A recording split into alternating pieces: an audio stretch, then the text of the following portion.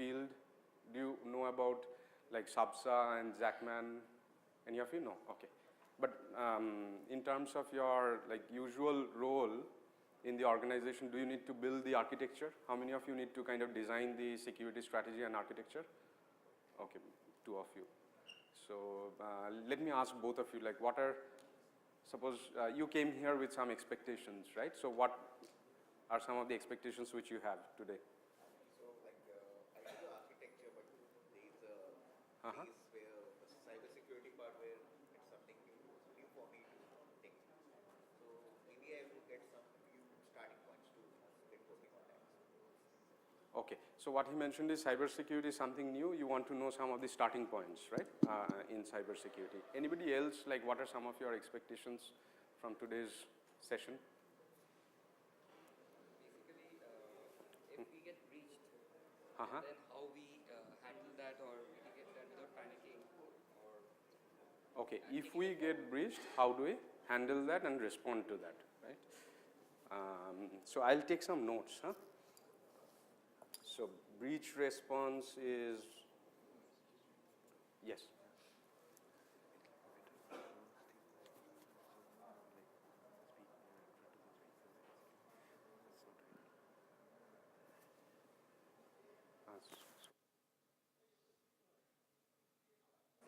Okay, okay, thanks. So breach response is one, and what's the other? maybe enhancement of security in various ways. Okay, well, enhancements, and you mentioned about the basics. Okay, so I also got another request to speak from the stage, but I prefer a lot more being here with all of you. Huh? I don't know if it is okay with you, unless you are recording or something. Huh? It's okay, right? I prefer being not on stage. Anyway, so I can see you better, and I think we can have a lot more interactive session. So we got a couple of things like basics of security, understanding if we get breached, how do we respond to that. Any other expectations which you have in terms of today's session? So security by design, it is one of the key frameworks that we are working on. So architecture by design, if you can emphasize something on that will be good. So architecture? Security architecture by design. So, by design. Yeah. So applications are really evolving. And how from a design perspective we can make it secure so that it will be secure design. Right. How do we do secure design? And by secure design, do you mean secure design of products or secure design of the entire security architecture of the organization? Entire, right? In entirety. Perfect. Great. So I was asked to start at 9:35. Sorry, go ahead, please. Nowadays, everybody is talking about Industry 4.0 and the OT and IT conversion. So what will be the best model for OT? Because traditional security infrastructure may not be fitted in the OT environment, as it is involve more cost in the production. There are so many constants. You cannot put a traditional security infrastructure in OT environment. So what will be the best architecture for OT in terms of security and towards IoT? Okay, so your question is more around IoT security as well as IIoT security. How do we handle IIoT? Security is not fitted in the OT environment. Okay, because a lot of things break once you try to... Not break, basically a system which runs the production, production machine towards or production environment or FMCG organization, those systems which are using for production or manufacturing product. There's too many constants are there. You cannot put a traditional security like endpoint. You cannot put a firewall. Because you don't have those, plus these are very fragile, like if you want to do a VA, automated VA, then the SCADA systems will just come down, right?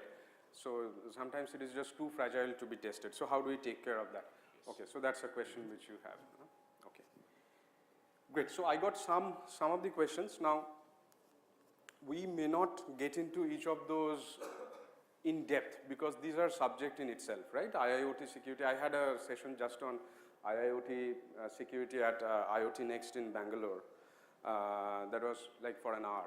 So we can't probably go deep into it, but what today we are going to do is we are going to talk about how do we design an overall security architecture. That's the idea, and as a part of it, we'll cover some of the questions which you have asked. So quickly, a little bit of my background.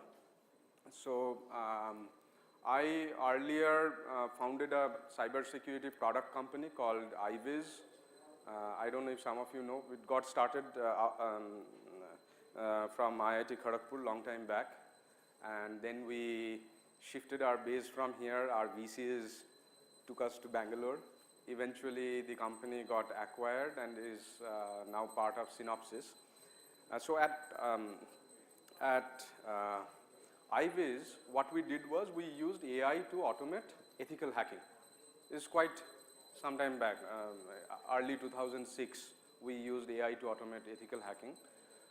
And at that time, AI wasn't really so hot. So I remember that, I mean, once I got into Kharagpur, I think I stopped studying. So I started doing more of magic shows and stuff like that. I was deep into magic.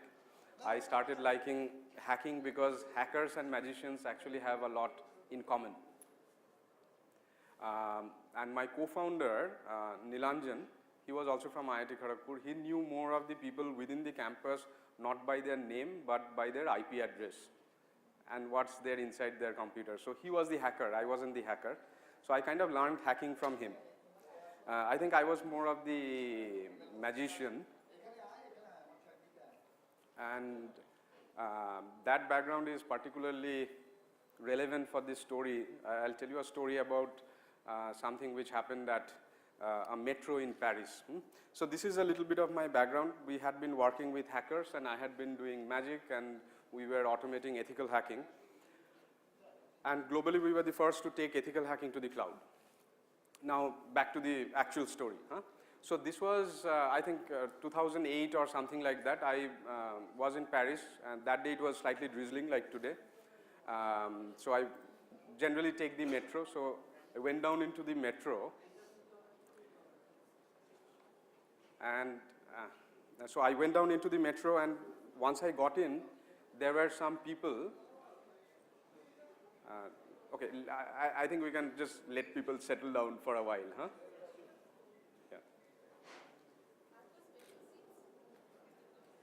No, there's no special seat. Okay. So back to the story once more. So I was in this metro and I just went down, and as I was going down the stairs, there's a guy who looked more like from East Europe. He came down to me and he said that I badly need some money. My sister is in the hospital and I need to sell this iPhone. I forgot which year it was, but iPhone just got launched at that point of time. So he said, I want to sell this iPhone. And I said, no, you know what, I'm quite happy with my BlackBerry. Those were the days when I think most of the business guys were using BlackBerry. So I said, I'm quite happy with this, I don't want to buy. But he kept on kind of pursuing me and said, you know what, I'll give you a very good price, just 100 euros, and you can get a brand new iPhone. That's the welcome sound for all of you. So, I told him, no, I just don't need any iPhone.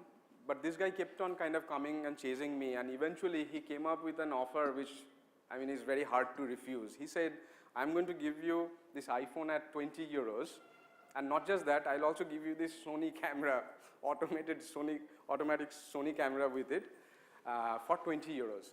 Now, what I was thinking was that since we need to break into stuff and do hacking, this iPhone, whether it's real or fake, at least I can see that things are working. So that means there is an operating system, there's some hardware inside it. I can break it open and play with it.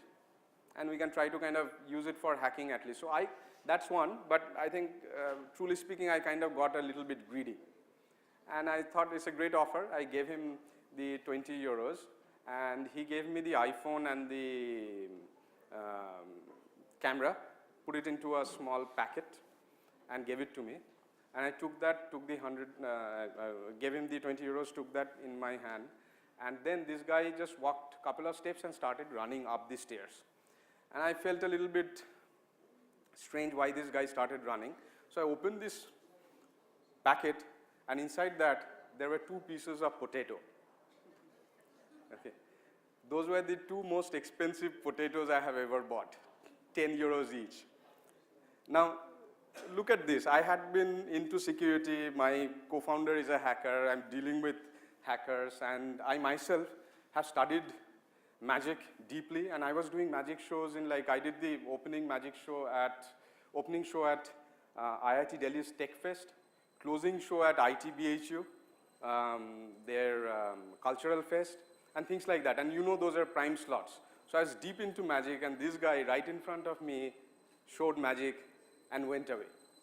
And that was something which is, I would say, something very, very interesting as a kind of learning moment, that despite whatever your knowledge is, despite how aware you are, it doesn't matter. There could be those moments and you can get fooled, right? So how do we prevent these 2 potato moments? And this story has a lot of kind of relevance in terms of security.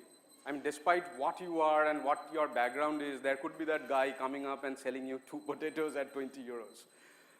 So today what we're going to talk about is that how do we build a security program where, despite what happens, your business still operates. The idea is to build a security architecture where it may be, so one very important thing is, if any of you think that, okay, we are going to build a secure organization, it is not possible.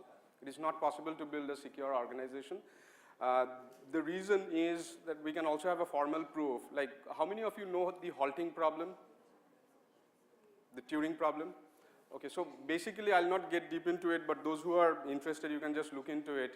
What it means is the halting problem for all possible input pairs for a program. Having a general algorithm is impossible. What it otherwise means is that you cannot have, whatever be the program or algorithm, you cannot have that perfect security. If you had, then we would have solved the Turing problem or the halting problem. Now, let's shift away from the theoretical part. Theoretically, we can write a proof that you cannot have a 100% security. So the question is, if we cannot secure, then what can we do? So the interesting thing is, you can have imperfect security, yet you can be safe.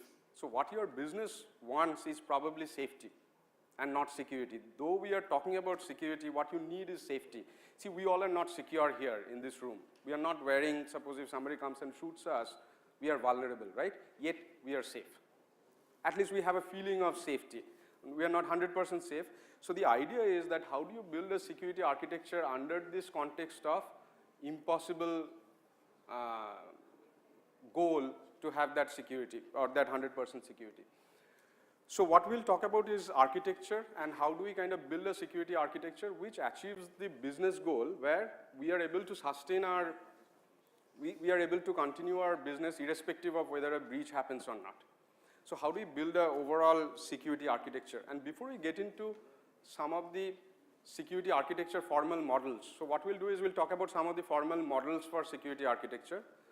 And before we do that, let me ask, like, I mean, what's your view about architecture? Would somebody want to just take a shot? What do you think is architecture?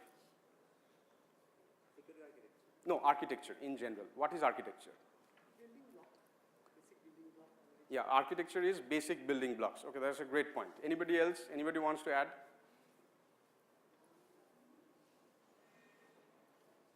I view it as corner points of failure, which I need to look at those. Okay, building blocks. Along with that, you want to find out the corner points of failure so that the building doesn't fall down. Huh? Okay. Anybody else wants to add? Okay, I think these are fairly good starting points. So I'll give you an example. Like, let's consider the architecture of this hotel. Okay, and this is built by one very famous and great architect. Now, if you look at the architecture of this hotel, and we'll use this analogy to get into security architecture. Let's imagine your view of the architecture of the hotel. You got into through the reception, you got through the corridor, went up the stairs, you can see the lotus pond outside. So you have a view of the architecture, right? So there are building blocks, but you have a view of this architecture. Now let's look at the people who work here, the staff over here. Their view of this architecture is completely different because they have a lot of hidden paths through this, and these are all interconnected through various different means which we absolutely don't know of. And even though that is invisible, there's another view of this architecture, and that view is that of the staff, right? So you have a visitor view, they have a staff view. Now imagine the view of a rat. The rat also has a view of the architecture, right, of this hotel, and that's a very different view. So everybody has very different view of the architecture, and that is something very, very important. So it is not just the building blocks, but the way the building blocks are seen by multiple stakeholders, okay? Now, this is very important that we build a solid building block which serves the purpose, which doesn't fall down. But what is very important is to understand that this building block is very much like that blind man's elephant. Somebody will think it's like a pillar, somebody will think it's like a rope. It has multiple views, and none of the views are wrong, okay? And this is a big mistake which we create or which we make when we think of architecture, because we think our view of architecture should also be the CEO's view of architecture. Our view of architecture will also be the hacker's view of architecture. The hacker's view of architecture is very different, right? So that's a little bit about architecture. It's not a formal definition, but it's a way to probably imbibe the spirit of architecture. Now, there are various architectural methodologies and models, and I'm not going to get into this, and anyway, you guys can't see that. That makes life easier. So we will talk about a few of the architecture models. So architecture had been one of the areas of focus more from the IT perspective. So any of you know about Zachman? You know about Zachman, right? So kind of Zachman started working on IT architecture first, and that's probably one of the basic, yes. So let's pick up Zachman Framework. So I'll try to explain this. I know you all can't see this. So in Zachman Framework, what you have is, there are like 6 pillars. So one says why. The columns are why, how, what, who, where, and when. And then these rows are basically the various stakeholders' view. So it's the view of the various stakeholders. Like you have the executive management perspective, that's the first row. The second row is the business management perspective. The third is the architect's perspective. Fourth is engineer's perspective, and fifth is technician's perspective. So now, what you can see is for these various roles, and let's take the example of the first one, which is the executive management. You have that for the executive management, the why is the set of goals. That's the set of business goals. The second is how. So how do I achieve the business goals? Those are the list of processes and stuff like that. Next is what. So what are the things which I need in order to achieve that? Who are the stakeholders in order to make my business goal happen? Where is very evident, and when during what moments I do what kind of activities. So what you can see is that from the perspective of the management, I have got these 6 questions which I need to explain through my architecture. But it's not just about the management view. I have to go down to the technician's view who actually goes and implements. So this is the basic idea of Zachman's framework. So conceptually, this is clear to all of you, right? Now, the question is that why do I need a framework like this? The reason is that I need completeness. We can build an architecture without having this metric, right? But the challenge is then I'll have to think through all the possibilities. And I can have a solution, but whether the solution has complete coverage, whether it covers all possible scenario or not, I'll not know. So if I can have a framework which covers all the scenarios, then I have better confidence of my solution. So this gives you that framework which assures completeness, and that is very important. You can do this through hundreds of different ways, but how do I assure completeness? I need a framework, and I need a framework which is tried and tested. So this is that complete framework. Now interestingly, SABSA is the security architecture framework. Now it looks exactly the same as Zachman, though SABSA's creator said that he did not see Zachman, but it's unlikely, I mean, it's very uncannily, I would put it in this way, uncannily similar, that it is exactly the same, that I don't need to explain it once more. So whatever I told you is exactly the same for security architecture. So we need to do the same for, in the context of security. Now, the challenge with a model like SABSA is that SABSA came up quite some time back, but it is not so much adopted. The reason is that it is very heavyweight, and heavyweight, when I mean heavyweight, is also it is physically heavyweight. I got the book from UK, it's this thick. You can actually, I mean, I don't do weights, but I could have done using that. If you want to implement SABSA, the challenge is you have to do this thing in entirety. And making sure that you cover all these 6 into 6, that is 36 boxes, in a very deep way is very hard. Getting that entire documentation is very tough. But what is more important is that it actually does not give you a way to prioritize. Okay, it tells you that this is where you should be. Like it's something like giving you a goal that, okay, you should become a Zakir Hussain, or you should be a NASA scientist, and not telling you that how should you prioritize, what should you do today if you are, say, 10 years old, and how do you build that roadmap. It doesn't very clearly tell those things. So it becomes too vast to kind of grasp unless the organization is very mature. So what I'm going to do today is that I'm going to talk about one of the frameworks, not really frameworks, but a strategy model which can help you to prioritize security better. Now, you know, and this is a initiative which we did as a community. So we have a community called CISO platform. It's a community of CISOs. So it's more like the reason why we created that community was that we saw that the bad guys and the hackers, they collaborate, but good guys don't. So we thought, why not build an initiative where the good guys collaborate and build things which are useful for the community. So we worked on a strategy model, which is not the complete security architecture, but it will help you to prioritize the right elements of security. So the basic criteria which we had set for this was that it should help us to eliminate, because at any given point of time, I can only do 5 or 6 things maybe.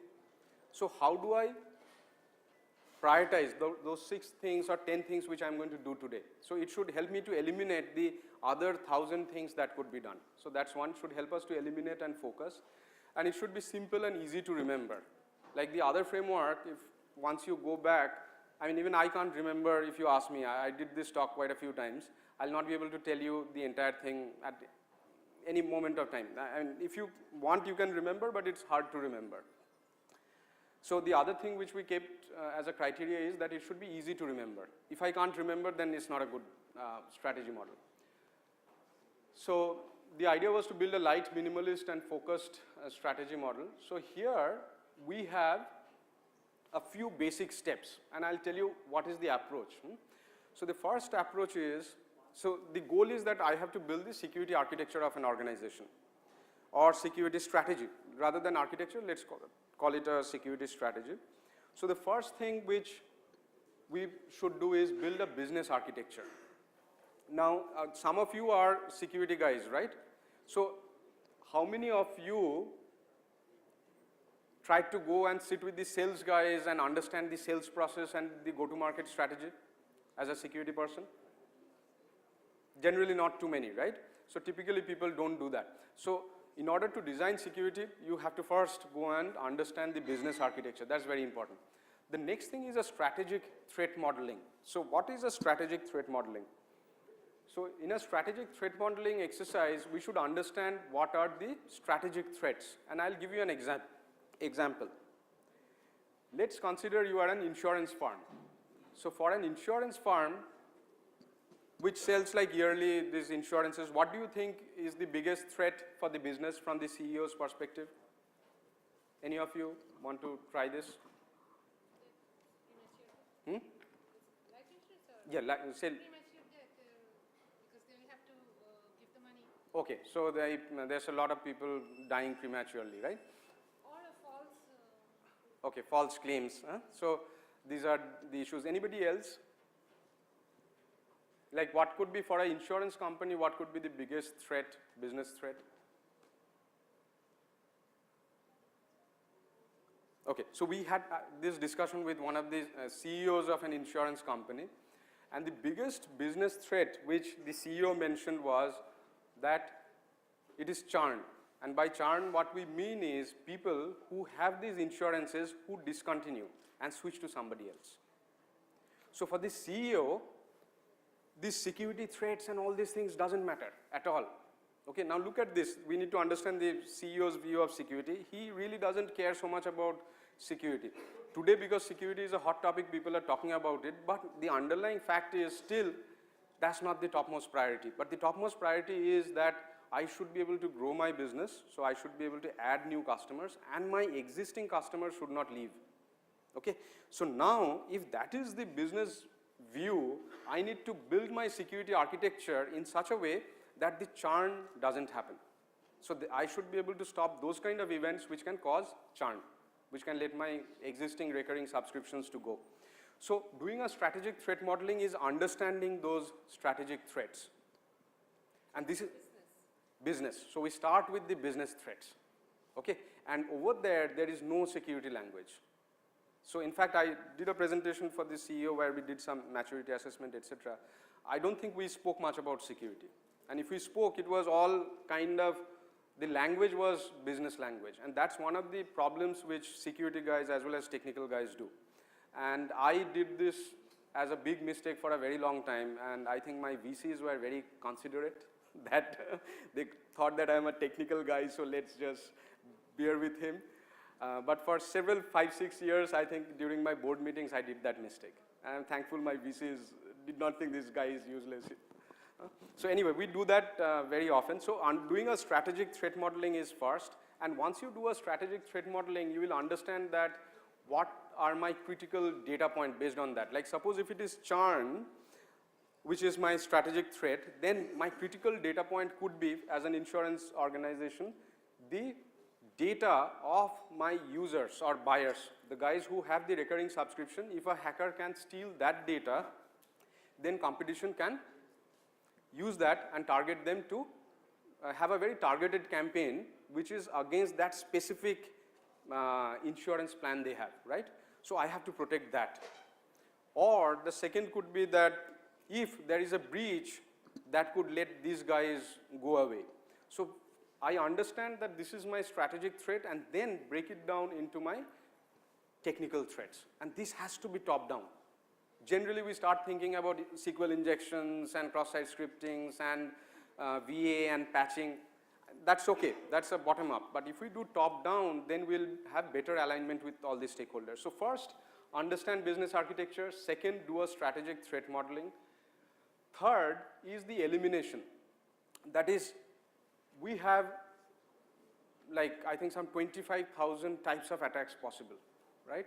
Now, if you as the security person want to cover everything, it's going to be impossible. But now that I know these are my strategic business focus, these are my strategic threats, I can prune my attack surface. Like all the attacks may not be relevant. And once I list down that these are the top 20-30 attacks which are relevant to my organization, then what we can do is we can do a threat to control mapping. So for a specific threat, there are various controls which I need to build. So I can do a threat to control mapping. And once we do that, we have a kind of list of activities which we want to do. So this is a very basic process. Now I'll show you some of these things which we worked on. Again, this is not readable because of the screen. So one is we need a list of threats, because if you don't have a list of threats, you can't use that. So there is a list of threats with CAPEC, C-A-P-E-C. You can look into that. From CISO platform, since this is a community effort, we tried to build this. I marked it yellow because it's not well done. We tried and did something, but it's not enough. The next is threat prioritization guideline. How do I prioritize threat? I marked it green because there's adequate risk management models to do this. Next is the control repository, a list of all the controls. Now somebody spoke about SCADA and OT, right? Now what are the list of controls which are relevant over there? So for this, we have a lot of controls which are proposed by various different frameworks, but again, it's just too many, and I think this needs slightly better organization, at least from our initiative perspective. So I again kept it yellow. The next is threat to control map, which we haven't done it, but I will show you how to do it. It's not there anywhere in the world right now, the complete threat to control mapping, but I'll show you a structure to do that so that you can do it yourself. Okay, so this is the threat repository. There are in total something around 34 or so classes of attacks, some 25,000 top attacks which you can see across attack types. Now, this is a threat to control map. So I'll show you an example. Like, let's consider that for your business, you have to protect the customer's information. And the customer's information is in the database. And from that database, somebody can do a SQL injection and steal the data. Now, SQL injection is an application level attack, right? And we think that the control is typically patching that or have secure coding so that you don't have a SQL injection in the code. But the number of controls required are many more, and I'll try to explain this. So it's a single attack, but the number of types of controls are, one is I should be able to detect an attack, okay? I should be able to identify a vulnerability. So if I have to identify a SQL injection vulnerability, what I need is dynamic application security testing tools, DAS tools, and SAS tools as an example. I can also use IAST. So I can identify vulnerabilities through that. Now, in order to detect and prevent, I can have web application firewall. I can also have runtime application self-protection technologies. Now, I can identify vulnerabilities, I can protect them, but that is not enough. I should also be able to detect if some attacks pass through. So for detection, you need SIEM, SOC, and for response, you need response playbooks. You should be able to do threat hunting and multiple other capabilities. So just for a single attack, the types of tools, technologies, processes which you need are many. So this is one thing which we need to look into. So many a times people think that this is SQL injection attack and I'm going to do ethical hacking and that's enough. But generally there are just too many more elements related to that. So this is a prioritization metric which we created. So I'll share these slides with all of you. So it is based on, like, if it is high risk and preventive and detective controls, I want to do that first. The second, I want to have response controls. So based on the risk and the types of controls, you can have a prioritization. So right now we are working more on how can we build this list of the attacks, list of controls. And one of the initiatives which we are doing as a community is to create a top N list of threats and controls. So for example, if it is, say, in the context of IIoT, what are the top 10 attacks or top 12 attacks which are possible? So you know that, how many of you know about OWASP top 10? Okay, great, some of you, right? So OWASP top 10 is for applications. So for application security, you know these are the top 10 threats. So I, first of all, don't like the idea of top 10 because maybe in a particular year, the 11th guy is very good. Okay, and very good means very bad in this context. Huh? So ideally that number should be a variable based on the context. So that's why we started an initiative of creating top N threats for various domains. Like for example, for IoT in healthcare, what are the top N threats? So once we have an initiative to kind of build this list of top N threats for various contexts, I can then have this threat to control mapping. And if I can give this to the practitioners, it becomes easier for them to do it. Otherwise, it's just security is too vast. So this is one of the community projects which we are doing. If some of you are interested, you can be part of this. We did one for IoT, but there are many more which needs to be done. So I'll talk a little bit about NIST cybersecurity framework. So did any of you use NIST cybersecurity framework? Some of you, right? Great. And Burgess is there. So Burgess is an expert also in this domain. He's having the next session. So Burgess, you are covering the response part, right? So I'll talk less about it. Great. Yeah, so somebody spoke about like incident response, so Burgess is going to have a full session on that. So let's talk a little bit about NIST cybersecurity framework. So today, if there is a single framework which I would like to suggest you guys that go ahead and use this, then it is probably NIST. So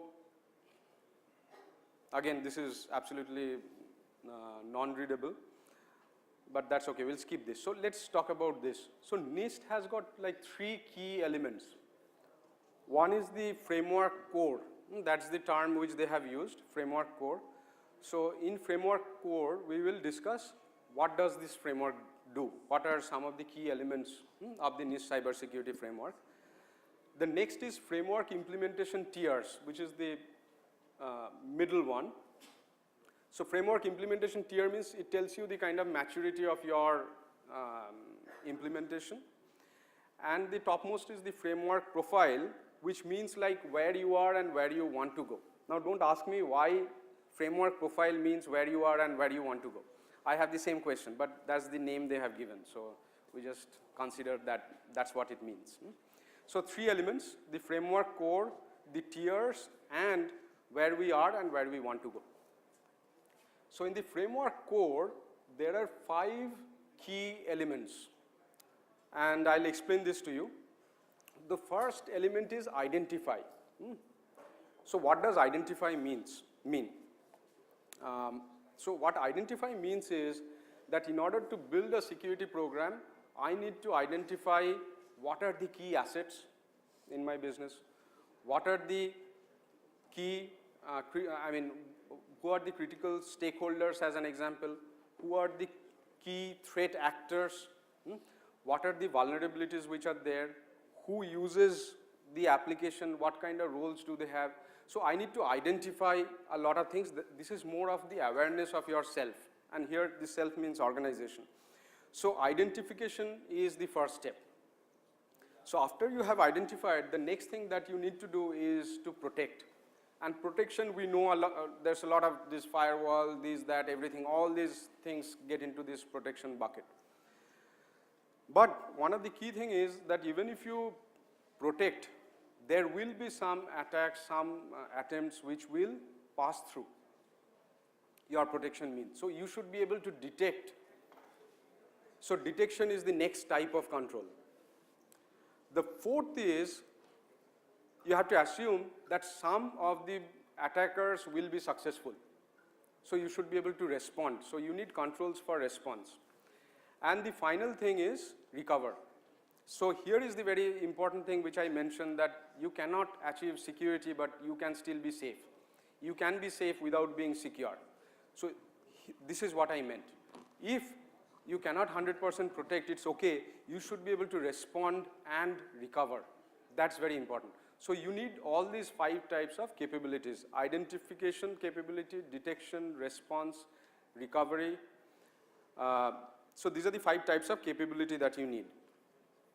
Now here they have a list. If you download the NIST cybersecurity framework, you will have the list of all these various activities for each of these groups. We'll not discuss that, but it's very easy to download and you can use this. So here's an example. Like for identification, you need to have the list of all the physical devices as an example. So this is what is there as one of the examples. Then having an inventory of all the software platform that you use. So this is an example. You can get the entire list of all the activities that you can do. And these are the 4 types of, 4 tiers: partial, risk-informed. Partial means ad hoc. Risk-informed, where your security posture is based on the risk which you have identified. So this is the next stage. Repeatable, where now you have a process and everything where you can repeat it in a good way. Next is adaptable, where you are continuously adapting and changing. So there's somewhat similarity with CMM level. So framework profile, what it does is it tells you that this is your current state and this is your target state. So you can define the target state based on the NIST cybersecurity framework. You can get the list of all the activities that you can do for each of these groups and decide which all you want to do. And in order to decide the list of activities, I would suggest that please do a business level, at least threat modeling. Start with a threat modeling exercise, and don't think of like, I must do this because others are doing it. So there are two things which you should do. One is doing a threat modeling, and another is a peer-based benchmarking. But peer-based benchmarking has a problem, that is, if your peers are average, then you become average. Okay? But benchmarking is also a good way, because that at least tells you what others are doing based on their experience. So I would suggest a threat modeling and a benchmarking as an approach to do this, and both has its own advantage. Okay, I think I spoke a lot. Any questions or observations, or which you want to share with others until now? Sometimes you need not go for PR level, but maybe there are some regulatory, Yes. thing. So those Compliance can drive your security program. Like RBI has given a lot of, regulations to the BFSI sector. So Yes, that's if you have one, it's great. If you don't have one, which is relevant for your industry, you can still pick up something which is closest to your industry and use that. Though it is very easy to achieve compliance without achieving security, but if you have a real intention to achieve security, you can use that as a guideline. Any other questions or observations or something which you want to share? Okay. So can you make a guess how many types of security technologies are there? Just make a guess. Products and technologies. Just a random guess, it's okay. Because nobody has done a formal study to find this. So huh? And products. Thousands. Huh? Okay. And it keeps growing. Okay. You wanted to say something. Okay. So it's true, it's in thousands. So we did an exercise and we could identify 5,000, but I'm sure we did not cover all. So now that makes it a very hard thing to do, right? There are some 5,000 different products and technologies. How do I prioritize? So there's a new project which got started by OWASP, and it is called Cyber Defense Metrics. OWASP Cyber Defense Metrics. Any of you worked on this before or encountered this? It's like brand new. There's a guy called Sunil Yu, and he is not an Indian guy. He, by the way, pronounces his name as Sunil, and I asked him, like, why do you call yourself Sunil? He's a Korean guy, but he calls himself Sunil Yu, and he said, you know what, I grew up in a neighborhood where there were a lot of Indians, and this guy started calling me Sunil, and I also eventually started calling me Sunil. So Sunil Yu, he created the CDM framework, and interestingly, in our team we had been also doing some research, uncannily very similar, but this guy went and presented it at RSA conference before us, so he is first to go and present it out to the world. So Sunil Yu did a very interesting work on his, I think, part of Bank of America, and he has to deal with like these 5,000 different products. So he built this framework to make a few things easy for you, and I'll explain this framework. So if I have to map all these technologies into a single dashboard, how will that dashboard look like? Okay. So this is what he worked on, that there are these 5 types of controls which we spoke about from NIST: identify, protect, detect, respond, and recover. And you can have these 5 capabilities against devices, applications, networks, data, users. These are the 5. So you have like 25 boxes. So you can have protective controls for applications or for data or for users. So if you can build this map and put all the technologies into it, you have the map of the world, right? It's an attempt to kind of build the map of the security world. And now, here it's not just about technology, you also have processes. So if you look at this, the products work well on the left side, but as you go towards the right, which is response, recovery, it's more process oriented and more people heavy. Okay. So for example, let's look at one of the examples, like DDoS security. DDoS security can be for networks, both for detection and response. So there is a box for DDoS security which you can't see, which is across detection and response for networks. It can also be there in application, because you can also do application level DDoS security. So you can build the map of the security world and all these technologies in this way. Now, is this map built? No, the map is not built fully, but there's an attempt to build it. And how complex is this? So there are more than 5,000 cybersecurity products and technologies which are there. I did not tell you, probably I did not introduce myself in the sense of what I do today. So after IVIS, which got acquired, I have started another company called FireCompass, where we are using AI for cybersecurity strategy and buying. So it's trying to solve the IT security buying problem, because if you look at, like if you have to find out a restaurant, you have a Zomato. If you have to find a hotel, there's a TripAdvisor. So today, almost all possible things, complex things like finding a house, not just houses to even spouses, you can go online. And finding a spouse is a very hard thing, right? Very, very complex thing. So our idea is, if you can find your spouse online, why not use technology to make cybersecurity buying easy? So that's what we are trying to do. I'll not talk about that today, but as a part of that, we had to map all the cybersecurity products which are there and map them against the types of controls, etc. We identified more than 5,000. So it's a very hard thing for all of you, but if the OWASP CDM thing matures, you will have a set of mapping which will make life easy. Today, there is something. So you can go to OWASP CDM and download some of the artifacts which they have. It's not complete, but there's a good starting point. So one thing which we did from FireCompass was, we tried to build a model to measure cybersecurity. And measuring cybersecurity, how do I give a score, is a hard thing. And there are many different school of thoughts on that. I don't know if any school has become the primary school in terms of measuring cybersecurity. It is not yet there.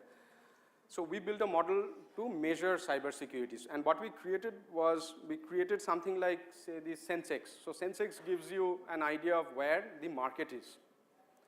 From a set of stocks, etc., it gives you an indicator of, you take a sample and get an idea of the universe, right?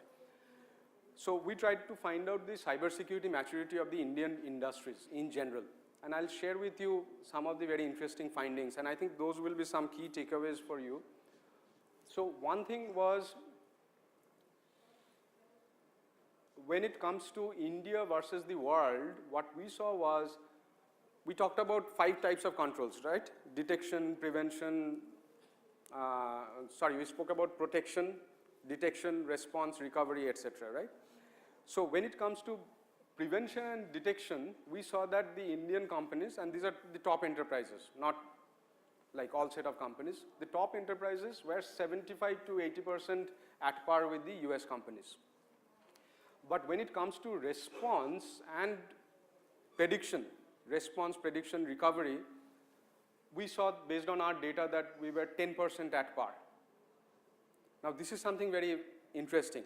We had been kind of, as an industry, not just in India, we had been trying to secure ourselves, make sure that the bad guys don't break in for a very, very long time. And we had been consistently failing. And if you look at, like, for example, JP Morgan Chase also got breached. I don't know, maybe multiple times. At least I know one major breach which they went through.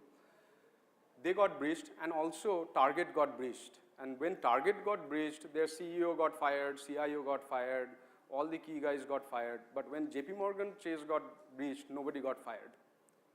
Why is it so? The reason is that JP Morgan Chase had a very well-tested response and recovery process.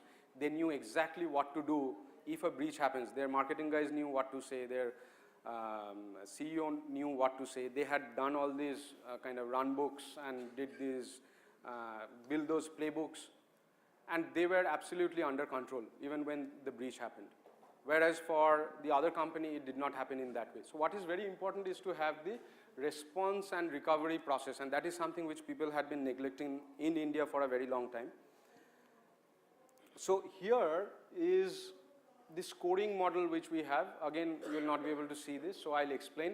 The top columns, so the columns are identify, protect, detect, response, and recovery, same as NIST. And the rows are the devices, endpoints, etc. So very similar to CDM framework. Now what we did was, based on data point of some 120 odd companies in India, largely enterprise, we figured out that based on their capabilities, whether they fall in tier 1, tier 2, in each of these 25 boxes. So it is like a report card where you have 25 exams to appear for.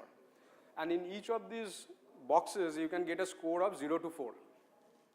So very interestingly, number of boxes were 25, that made our life easy.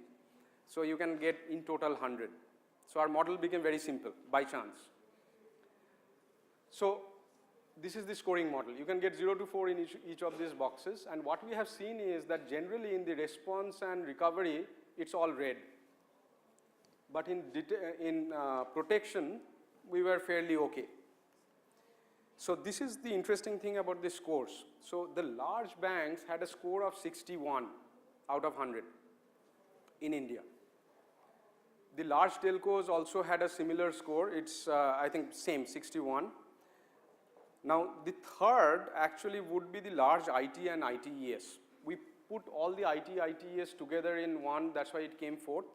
But if we picked up the large guys like what we did for the banks, the large IT, ITES, the large banks and the large telcos fall at the same category, and they have that score of around 60, all similar. Now the interesting thing is the small banks have a score of around 40. And the more interesting thing is that the online startups and the fintech companies have a score of 8 out of 100. Okay, so that's a very scary thing. Now, in terms of their capability, their score is 8, and maybe they don't need that high score as the banks. The reason is all these guys are on Amazon, etc. And when you kind of use a cloud, it comes also with some basic security. Okay, so you don't need to do everything grounds up. So they have some advantage, but we just wanted to stay true to the model, and their score is 8, though it is not absolutely representative. Maybe it is slightly more if I factor that thing out, but this is the scenario in India. So here, I think towards the end, if any of you want to have the access to this report, which has got all these breakups and details, you can give me your card, I'll mail it to you. I think you all can't see this, right? So I'll mail this to you. I'll try to explain as much as I can. So here again, you have for the large banks to the various verticals, you can see like typically the score for response and recovery hovers around 25 to 30. Whereas for the protection, it hovers around 70 to 60. So this is the scenario. And why I'm talking about response and recovery in such a big way is because it can mean life and death for you. And I'll give you an example. There's a startup just some time back, this guy called up, I was on vacation, and he called up and said a hacker got into, went and deleted all the Amazon instances, and not just that, deleted all the backups. Okay. So I asked him, do you have any physical backups, etc.? And he said, what backup? Physical backup, what is it? I think the old school guys know what physical backup is. The new school guys don't know physical backups. Huh? I mean, why should I put it in my closet? Anyway, they could recover eventually, but this can happen to any of us. So one very important thing is that you should have the ability to regain or come back to business even if you get breached. having a great backup and a recovery process is much easier than trying to secure yourself. So one thing which probably you can go back and do, if I think of like one key thing which you can remember when you go back and do is this. Just go back and make sure that you have a well-tested system. This is very important. It's not just having a backup, it's a tested system, tested backup, where you have used that backup to recover your business. Okay? Now for response and recovery, backup is just one element, and since I know Burgess is doing the next part, I mean, he will go much deeper into it. But if there's one takeaway, I would say this. And when you have that backup, please have it in your closet, which is disconnected. I mean, if you use Amazon, you can have a continuous backup in Google as well. That is okay. But at least have once in a quarter backup in your closet. In that way, your business will not die if a real bad thing happens. Okay. Now, a kind of quick recap now of what we discussed. We discussed about architecture. What is architecture? We discussed about Zachman as an IT architecture model. We discussed about SABSA or SABSA as a security architecture model. Then we discussed NIST Cybersecurity Framework. We also discussed about CISO platform security strategy model for prioritizing your controls. And then we spoke about Beyond Corp, quite a lot of stuff. We spoke about cyber defense metric and this security scoring. A lot of stuff in a small period of time. Generally, in a session, people typically can remember only 2 or 3 things. And I'm wondering there's so many things in this. The next thing is the Beyond Corp. And this is something very interesting. Google has created this model, and it's an entirely different way of looking into security architecture. So it's a kind of paradigm shift. Though Google is not the only guy who has done it, Beyond Corp is Google's name, but there are other initiatives, similar initiatives happening in other companies, etc. So I'll talk about Beyond Corp, and it's a paradigm shift of how we look at not just security architecture, IT architecture as well. And before we get into this, any questions or observations?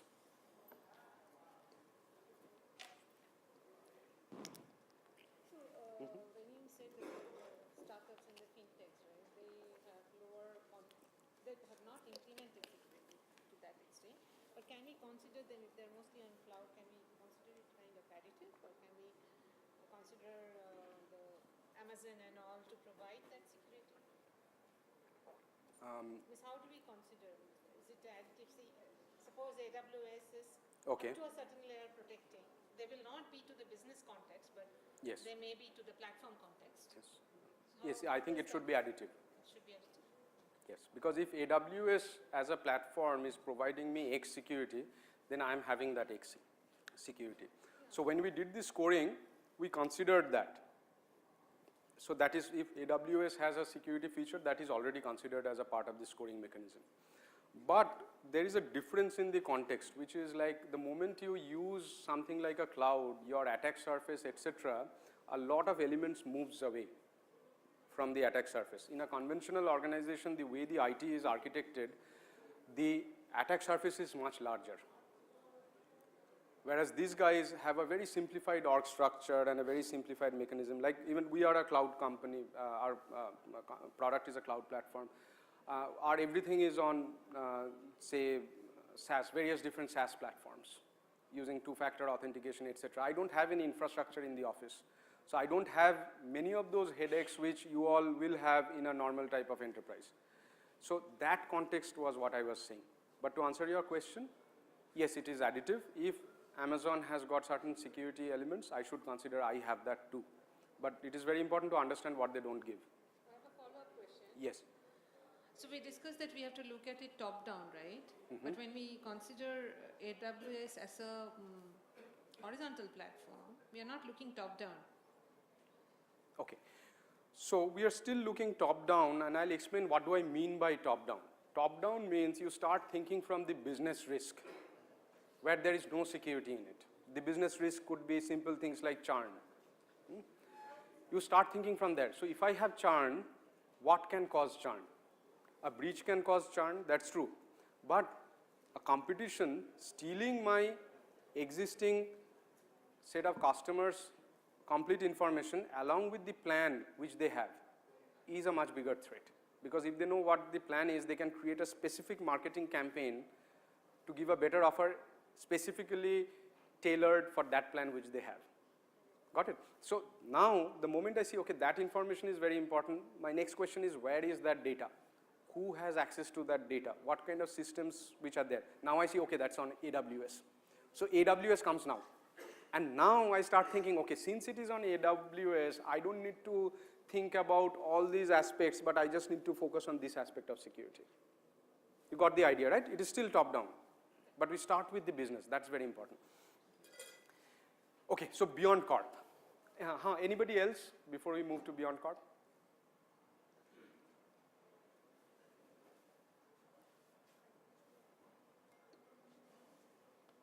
So I'll try to keep Beyond Corp very short because the next session, initially I was told that a speaker is missing.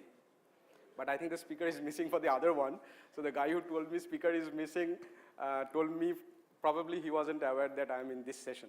So we have the next speaker. So I'll try to be short on Beyond Corp and explain this part. So this is a paradigm shift in the way you look at like security. See, in a conventional scenario, what happens is that if suppose you have to log into your office from your home, you use a VPN, get into the office network. Once you get into the office network, you can see all these various servers, systems which are there inside. You can access those, etc. Right? So that's the conventional way of looking at the IT or the security architecture. Now, what Google did is Google built something which is an access control engine. So any Google employee, if they have to access a service, they have to connect to this access control engine. So they don't connect to any IP. They only access certain services. So what does the access control engine does? The access control engine first identifies the user. So identification is the first thing. Now how do you identify? You can identify a user based on multiple things. Username, password, some hardware tokens, behavior, and a lot of stuff. So you identify, that's one. The second is, after identification, you assign trust. Now this is very important. You assign trust. It's not that you authenticate. Okay, in a way, username and passwords are very, very ineffective philosophically. The reason is you giving my username and password doesn't make you, right? I mean, it's just that you have my username and password. So it's not a good mechanism. The second thing is that even if I give the username and password and if I am me, it could be that at that specific context, I am not trustworthy. If you see a neighbor who is very nice to you, is drunk and knocking on your door, you will probably not open the door. You still know that that is a good guy, but at that context, you don't trust, right? So the idea is not around authentication. It's around giving trust. So you identify, and at that moment, based on various factors, you assign an amount of trust. And based on assignment of trust, you let the user access certain services. So you can upgrade, downgrade based on the amount of trust level that guy has at that moment. And that trust is also dependent on the behavior. How is that person using the systems? So basically, when you are using Google through Beyond Proxy, even as an employee, you don't see any network, you don't see anything. You are just talking to a access control engine, and that engine gives you access to certain services. That's it. So this is a very different way of looking at architecture and security architecture, as well as IT architecture. Now, are there technologies and products which you can kind of go back and explore? Around a year back, I did a talk on this. At that time, the answer was no, but now there are some products which are coming up like Vidar, etc. So you can actually go and have a look out for this. There's a few other names also for Beyond Corp, like say Zero Trust model and software-defined perimeters, etc. People call it in different names, but this is the idea. So this, I think, has the potential of disrupting how we look at security. So some of the key recommendations. One is use a structured security framework that will help you to have adequate coverage. Have a balanced approach.